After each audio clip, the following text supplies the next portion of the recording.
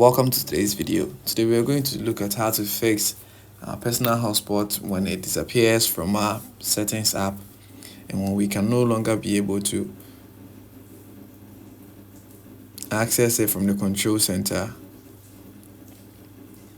So you see it's dim here. So we are going to fix it. We go on to the settings app, we go into mobile services and then mobile data network. And then in the first area, we type internet at the APN section.